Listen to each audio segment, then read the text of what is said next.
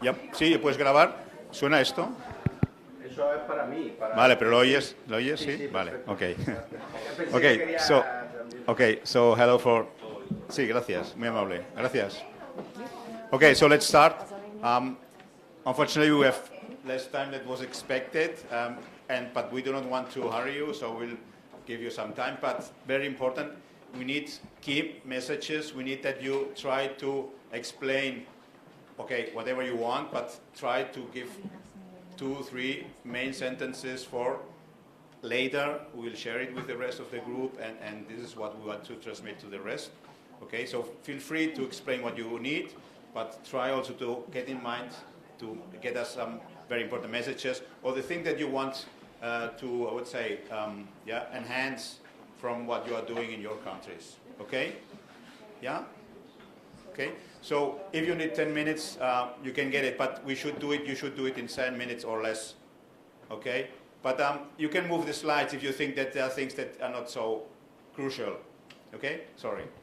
Okay, so let's start. Estonia first.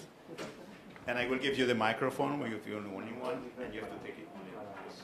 Yeah, not moving this part. No, you can take it very normally. Don't remove or touch it. Hello. Do you hear me? Yes. Good. My name is Anette Urma. I'm from Estonia. I work at the psychiatric clinic of Viljandi Hospital, and I'm also work package 5 pilot coordinator. Where can I change the slide?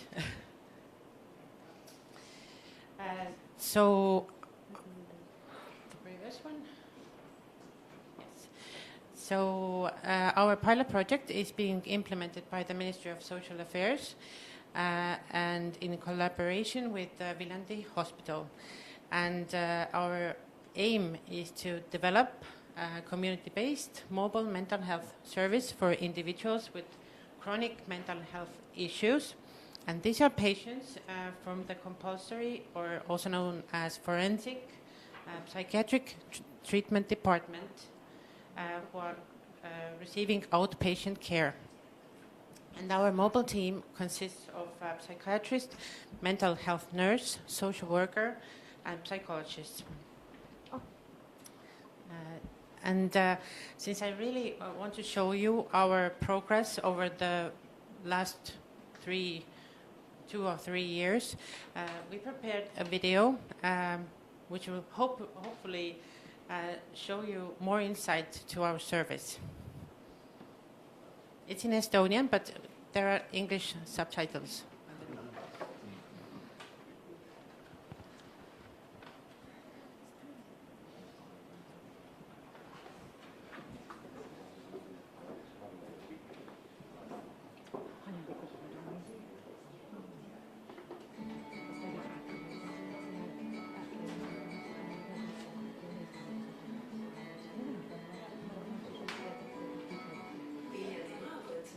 Eesti kesk- ja lõunaosas, mis köidab meeli unikaalse looduse ja pärandiga minevikust, kui ka põnevate ettevõtmiste ja tegusate inimestega tänapäeval.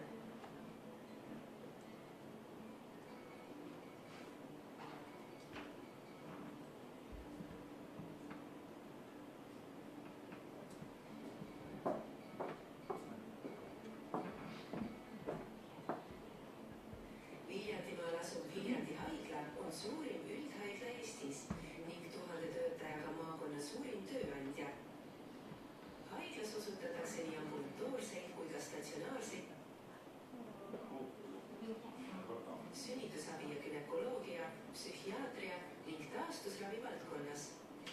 Mitmekülgsete uuringute teostamist võimaldab diagnostikakliinik. Samuti osutatakse ööpäevaringset erakorralist meditsiiniabi ja psühhiaatrilist abi. Haigla juurde kuuluvas ajaloolises Jämejala vaimse tervise külapargis asuvad psühhiaatriakliinik, hoolekandekeskus ja sõltuvushaigete ravi- ja rehabilitatsioonikeskus. Psühhiaatriakliinikus osutatakse nii ambulatoorset kui statsionaarset psühhiaatrilist raviteenust kõigile vanuse- ja diagnoosigruppidele. Seda nii akuutpsühhiaatria, üldpsühhiaatria, laste ja noorukite psühhiaatria, tuberkuloosiravi ja sundravi osakondades. Psühhiaatriakliiniku eesmärgiks on pakkuda kaasaegseid diagnostikavõimalusi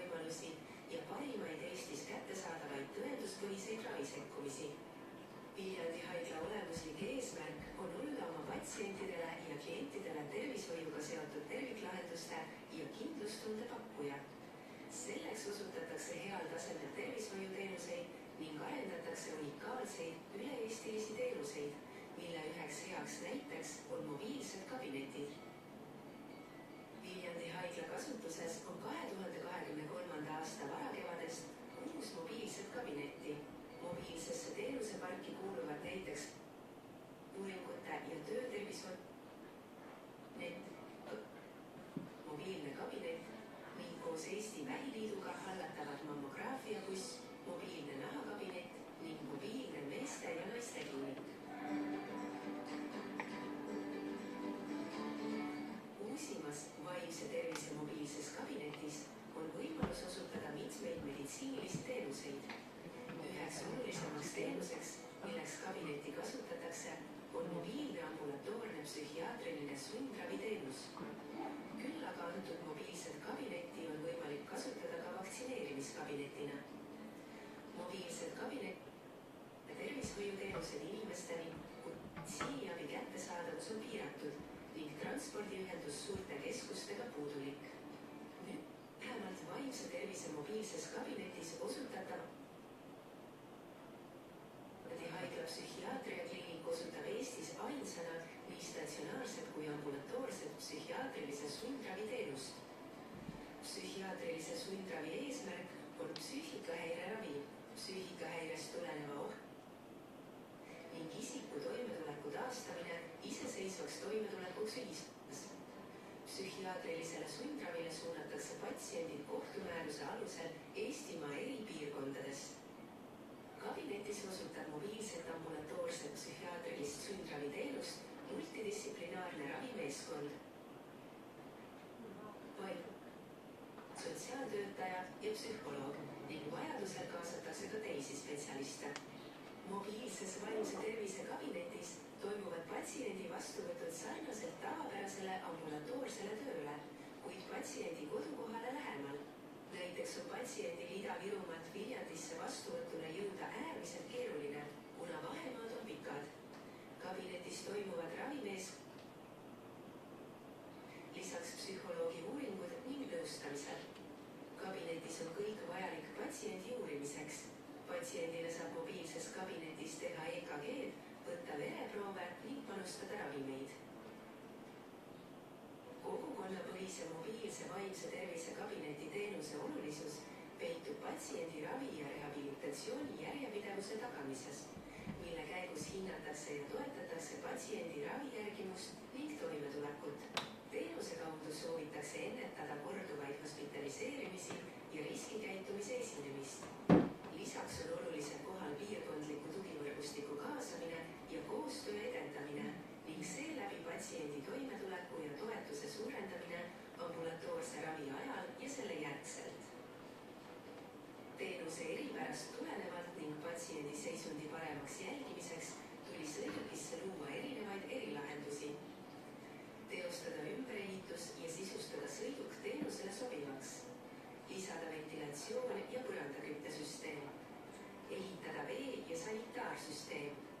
Välja ehitada elektrisüsteem ja hankida IT-taristu.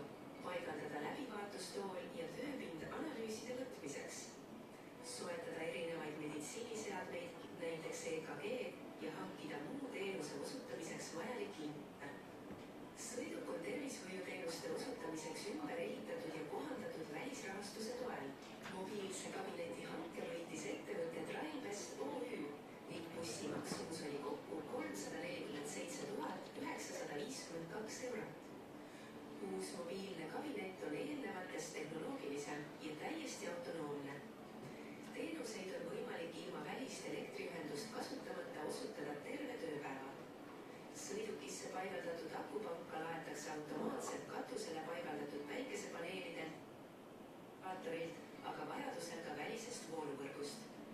4G, 5G andmeside lahendus võimaldab pideva ühenduse haigla infosüsteemidega olenemata asukohast. Esimese omataolise vaimse tervise mobiilse teenusena Eestis on meie meeskonna edasisteks eesmärkideks hinnata teenuse mõju ning laiendada mobiilses kabinetis pakutavaid psühhiaatrilisi teenuseid. Kohtumiseni Jämejala vaimse tervise külas Viljandimaal.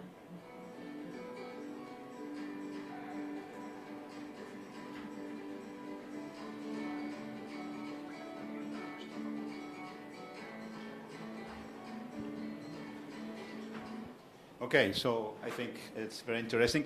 I asked her to finish your presentation, but if you want, you can make one question, very short, if you want, to clarify something if you want from. Not to say anything else, or it's okay. You want to? Hope you like the video. Yeah. Okay. Thank you. Thank you. So thank you very much.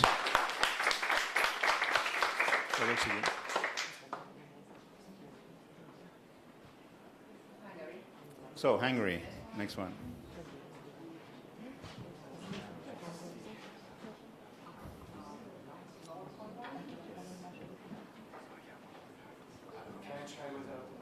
But no, you have to, because this is online. Oh, I see. Okay.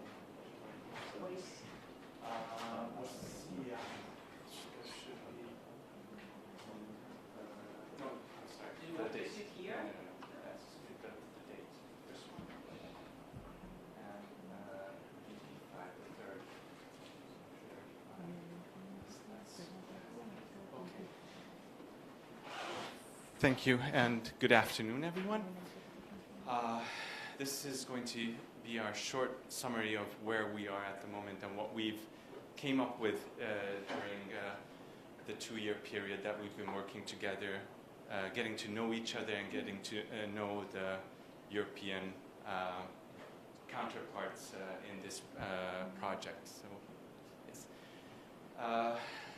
Our focus, which I will be talking about, is obviously those persons that have some mental health challenges that they are facing, and in the Hungarian system this is a quite complex, there's a quite complex approach. We cannot really distinguish which care system is mainly focusing on them. There is a social care, there's a health care, and there is an employment care or assistance program that all focuses on their issues and their challenges. Our main focus will be on the employment of persons with mental health challenges or disabilities. During the period that we've taken part in this project, we've basically created a core academic background of professionals that have created or at least surveyed the issue and the problem, and came up with a potential new instrument that could be introduced into the Hungarian system, especially from the part of employment. This was the individual placement and support that we've looked closely at, and we're very fortunate to have professional assistance from the Italian counterparts in the project, and have been researching the theory and the academic research behind the IPS approach, and have been part of training programs that were linked to how the IPS works and how a acceptable or feasible model could be created in the Hungarian system, linking healthcare institutions with the employment support services in Hungary. And at the moment, we are turning to the implementation phase. We've been through the informal collaboration with other targeted partners. First of all, apart from the University of Debrecen, the municipality of Debrecen, which will be the pilot project area. And apart from the University of Debrecen, the Semmelweis University and the National Directorate of Hospitals is obviously the coordinating head of the project. We have come in contact with the Office of the Commissioner for Fundamental Rights, linking basically the Convention on the Rights of Persons with Disabilities into the program. We are very fortunate that the Commissioner's Attention to Persons with Disabilities General Directorate was established also in Debrecen. So we are now linking these different stakeholders and partners into the program at the moment. And our next focus will be the official meeting of the stakeholders in October in Debrecen. Yes, we can go into the next slide. Yes, and as Jordi asked, I'm going to skip the next 2 slides. These are the detailed parts that we don't have time to go into, unfortunately. And the key learnings so far is that the approach itself is quite, okay, to be honest, I'm not a doctor, so you can say that the healthcare system is unfamiliar with the IPS approach in Hungary, and we've found some reluctance within the healthcare professionals in implementing this approach, that linking the individuals to employers without revealing or without taking into consideration their challenges with mental issues. So basically, I think I'm running out of time, so I'm going to just cut to my main message. And as our group, our Hungarian project group likes to say, along with Albert Einstein, that we cannot solve our problems with the same level of thinking that created them. So our level of thinking has changed, and I'm going to use the whiteboard for that. We all know the theory of work-life balance. And when we're talking about individuals who have a challenge or mental health issues, we're going to use a different approach. We like to say the next level. And as we learned from Professor Fioretti, work is essential and is the basis in giving structure to everyone's life. So we take that as the base. But we are going to change these. Work, balancing life. And that is our key message. And this is the approach that we would like to use when implementing the IPS model in the Hungarian system. First in Debrecen, and hopefully then this could be elevated to the national level with the support of the Hungarian government. Thank you. So I don't know if everybody's familiar with the IPS approach. Everybody? Nobody wants to ask about that? You? What is it? Sorry. So yeah, maybe you can explain it in deep, maybe very shortly. Here, here's the mic. Oh, yes. Okay. So basically, that would mean that the individuals who have mental health issues, who appear in the healthcare system mainly, will be supported in providing them meaningful work, not in a protected environment, with a steady income that amounts to the level of any other employee, and not focusing on their mental health issues or challenges, in some extreme situations even not revealing these issues to the employers beforehand, trying to reassure their same level of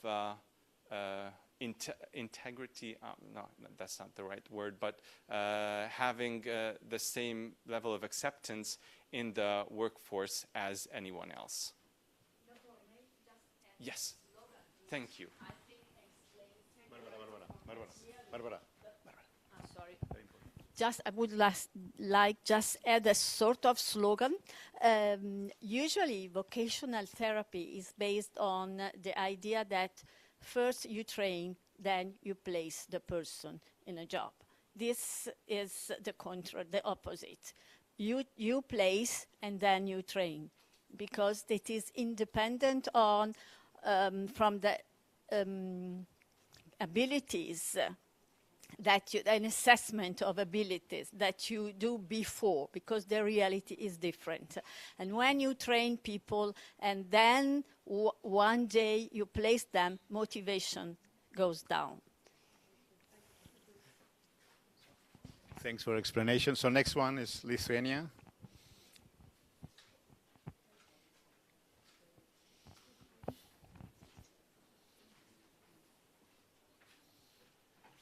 You have to hold here, this mic.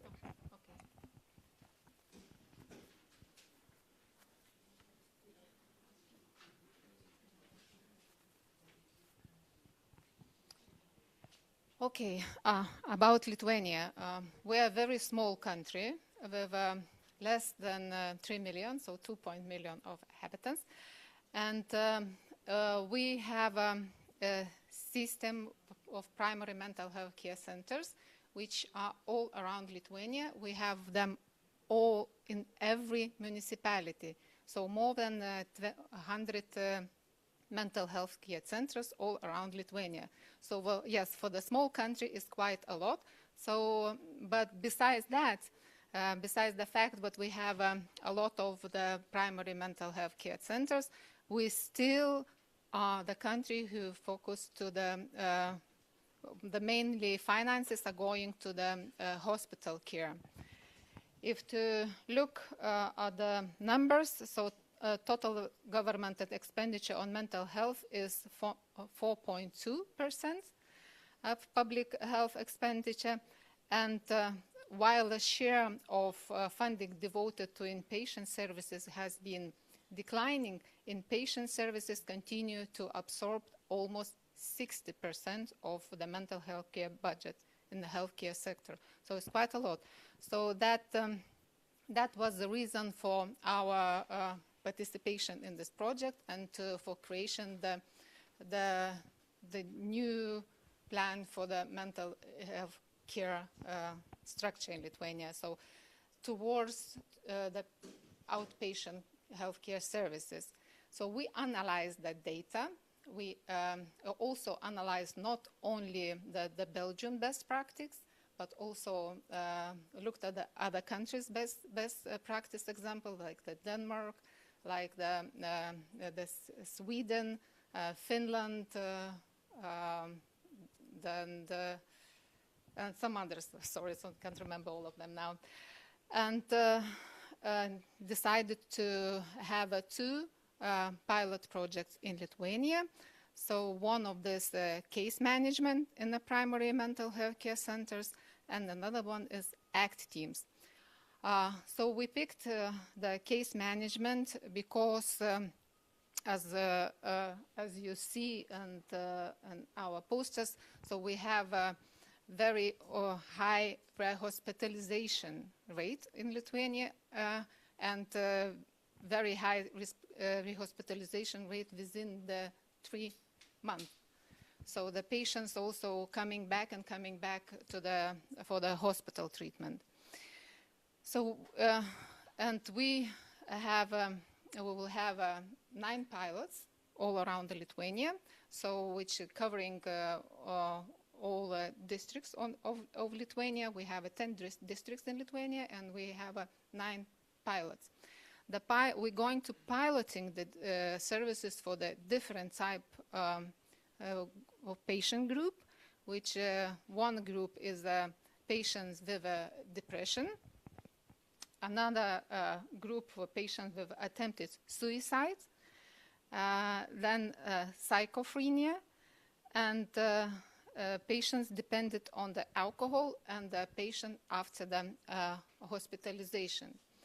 So what the aim of the pilot is to ensure that those patients, first of all, they won't need the hospitalization, and if they do, that the rehospitalization rate will go down. I really hoped to stand here today very proud and say we already started the project of the pilot and we have something to share with the results. But as we say in Lithuania, you plan, and God laugh at you. So that's what's happened with. So, and we done all the necessary pre-planning for the pilots. So we had a call for proposal for case management pilot, because as I mentioned before, we wanted to have a 9 pilot, and they couldn't give to all 100 mental health care centers. So that is done. We selected mental health care centers who are going to provide case management services. And now we on the stage 1 signing contract with those centers.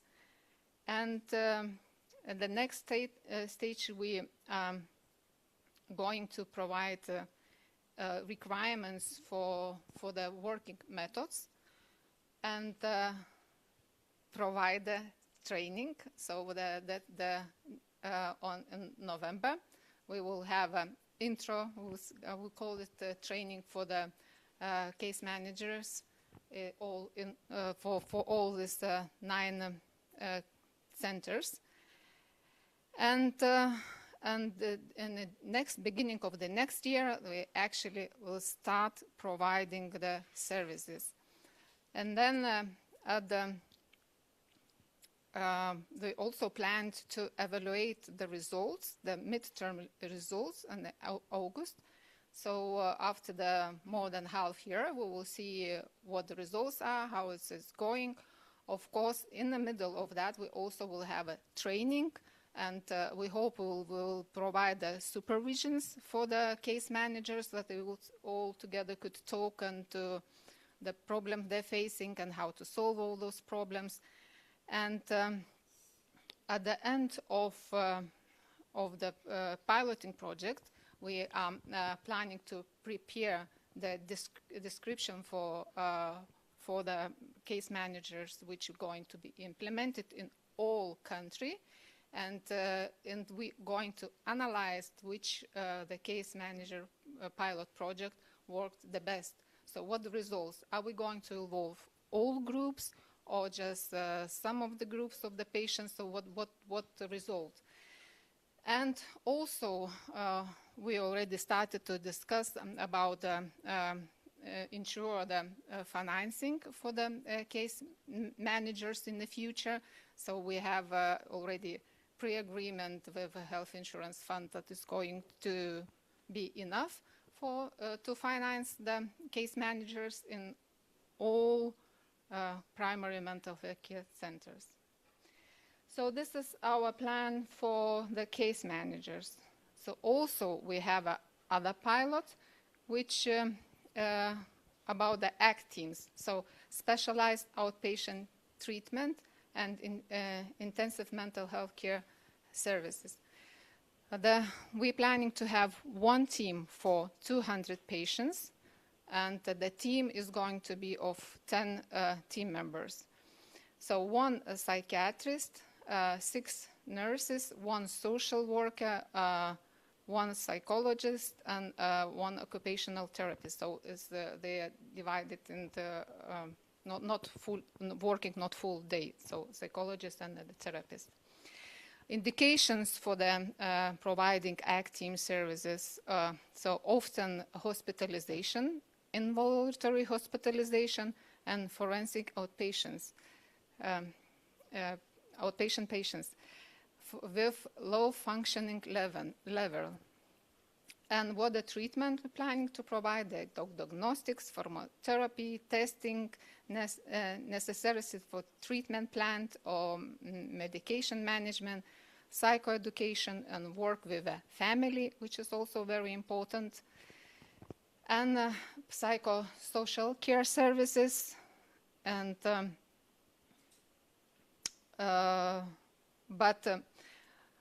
also, this plan we wanted to start sooner, but unfortunately we will start only the the middle of the next year with 2 teams, but at the end of 2027, I think we're planning to have 10 teams all around Lithuania. So this is our projects.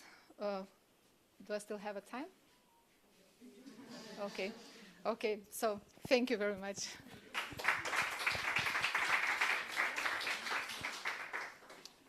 Any question? Very short question, maybe. One question for me. Can you explain which is the professional role of the case managers and which work do they have to do, or very briefly? So case managers has to work with a whole team of primary mental health care center, so which the team consists of psychiatric, psychologist, nurse, and social worker. So they all together have to prepare the plan for recovery of the patient, and basically case manager have to make sure that this plan is going to be fulfilled in time, to visit patient, to discuss with the patient maybe if there are some changes of the will of the patient, because it's also very important to involve the patient into creating this plan to make sure what he wants to achieve at the end of the... Which is the profession of this case manager? Is it a nurse or which kind of... So it's going to be either the nurse or social worker, which has experience with the mental health. Yeah. Okay. Thank you very much. Okay. Question? Can I just ask additional questions? Do you know how many cases one case manager can cover? Can you repeat it? Yeah, how many cases could one case manager cover? Because that's the issue that we have. So I'm just trying to understand. Like, Not really very sure at the moment, but we're hoping what we'll have around 30 to 50. Yeah. Okay. Siguiente es Slovenia. You take your side. Okay. Hi, hello, Matej Vinko. I'm country coordinator for the Joint Action Implemental in Slovenia, and I'm going to present what we have been doing on the Work Package 5, so we can move on. So a little bit of background. Transforming mental health care in Slovenia actually has a different context, not only Joint Action Implemental. We actually have a national mental health program that has been active from 2018 and is going to be active until 2028. Here I listed some of the principles, areas where which are addressed under the National Mental Health Program, and you can see, of course, those who are familiar also with the Belgian best practice, that there are significant overlaps. So joining the Joint Action Implemental made quite a lot of sense, because we knew that whatever Belgians are doing, certainly we can find something useful for us as well.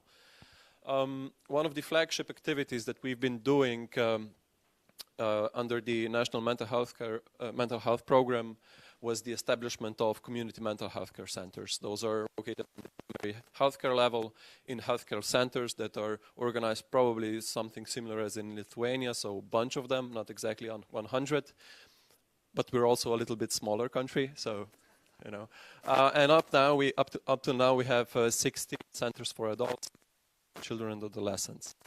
Now, this was the flagship activity, but we wanted to branch out a little bit, and that is something that Joint Action Implemental actually allowed us. So from the beginning, we had a plan of establishing mental health networks, so intersectoral community groups that we didn't really have enough time, resources to do that, but once we saw the joint action and that this is also a principle of Belgian best practice, we said, okay, we're going to do that. We can go to the next slide. And here's the brief timeline of how everything looked up till now and how it will look until the end of the project. So I already described the first part. So we learned about the best practice. We did the situational analysis, need assessments. Then we decided, okay, yes, we're going to go for the mental health networks. With those networks, we basically want to introduce a new model of collaboration, working in the field of mental health on the community level. So we want to empower communities, stakeholders in the communities to recognize issues that they have and then to come up with the solutions that are in certain extent already available in their communities. And we said we're going to test this in 2 different pilot areas, because Slovenia, although it is small, it is actually a bit colorful country in terms of that east and western part have significantly different cultures. And so we came up with 2 pilot areas, action plans, and now we are actually implementing it. And we can go to the next slide. So here is just this one strategic area, the formation of mental health networks. And some of the tasks are listed here. And among those, you can find development of mental health needs assessment tool and a report. So with this, we want to empower communities to be able to analyze the state of the population, mental health, and the state of services in the area of mental health in their local area, and to come up with a report. We have already done this as a part of SANA Part 2, which we did our little exercise, which was probably a bit separate or different than what other countries did, because we also did interviews with local stakeholders and so on.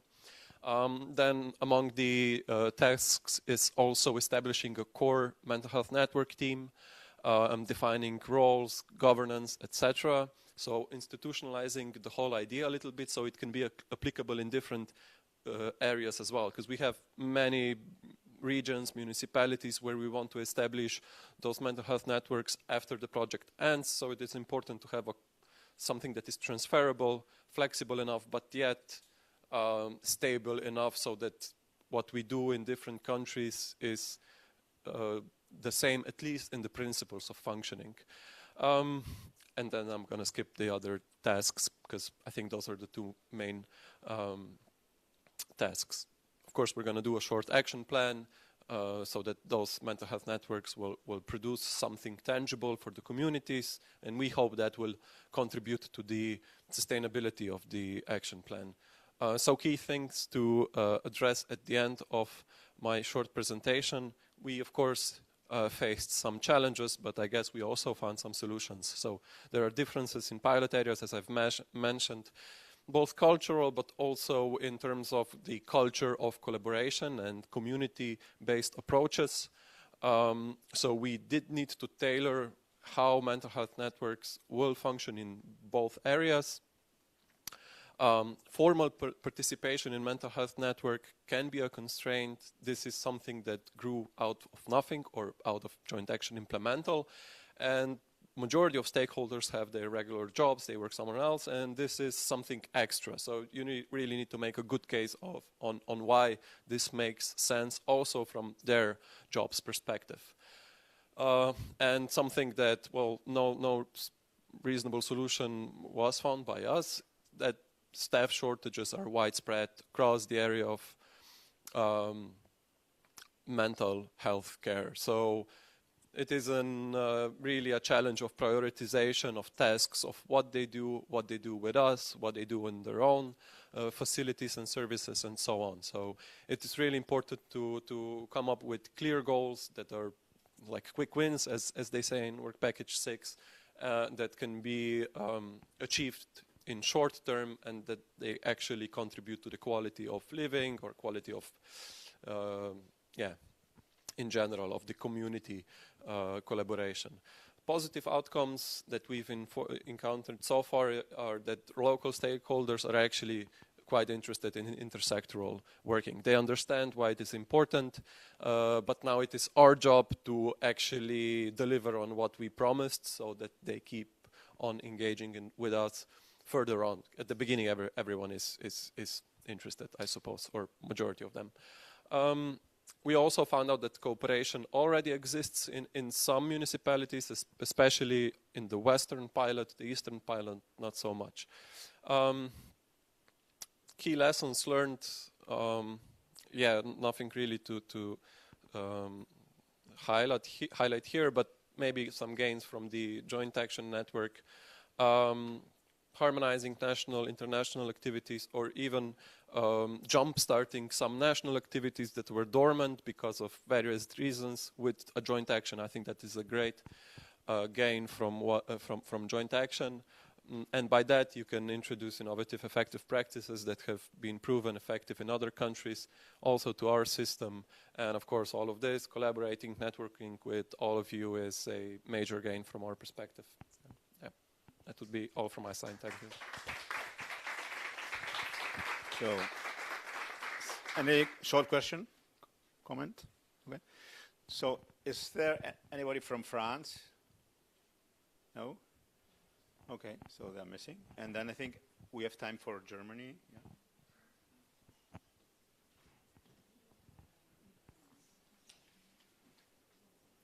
Do you have the poster from Germany? Okay. Yeah, this one.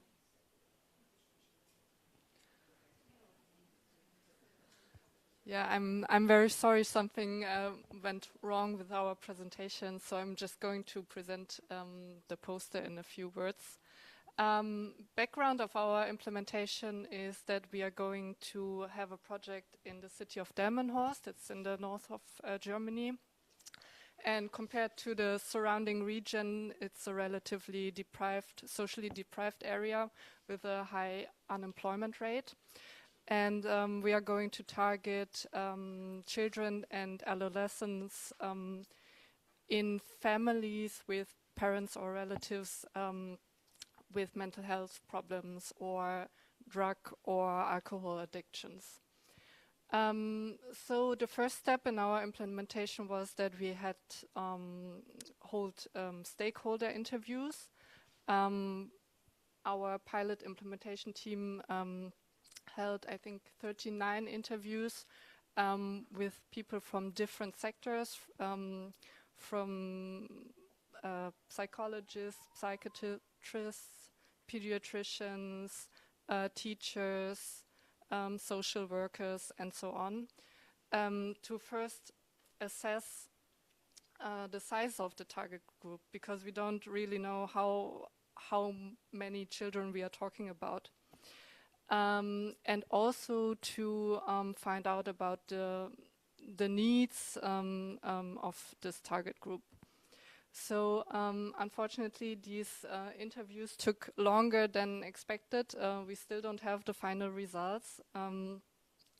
But then the next step would be that we are trying to get together all the stakeholders, form a network, and to then create together a tailored program for our target group of children and adolescents, and to offer them activities and offers of care and psychological help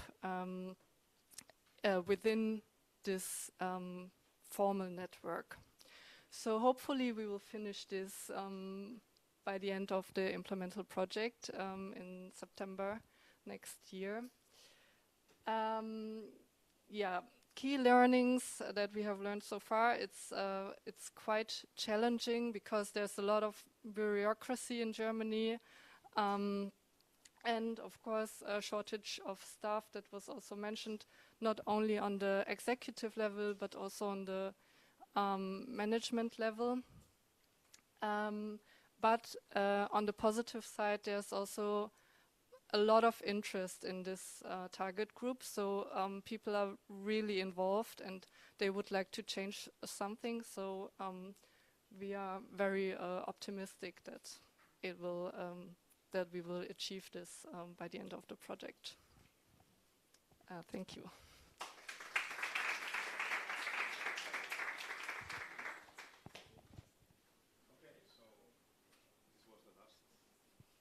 Presentation, I think.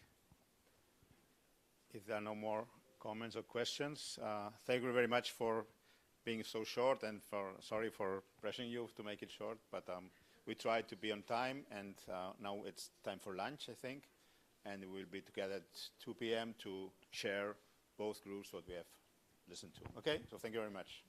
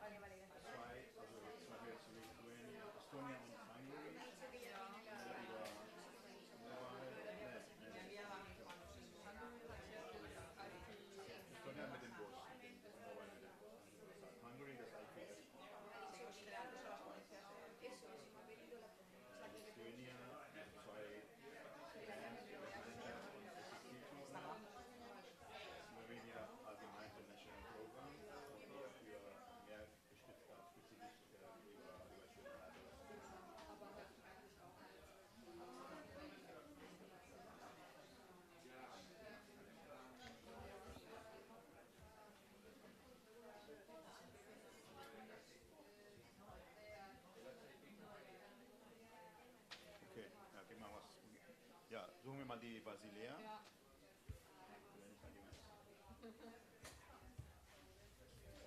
Es hat noch gut geklappt mit der Zeit, oder?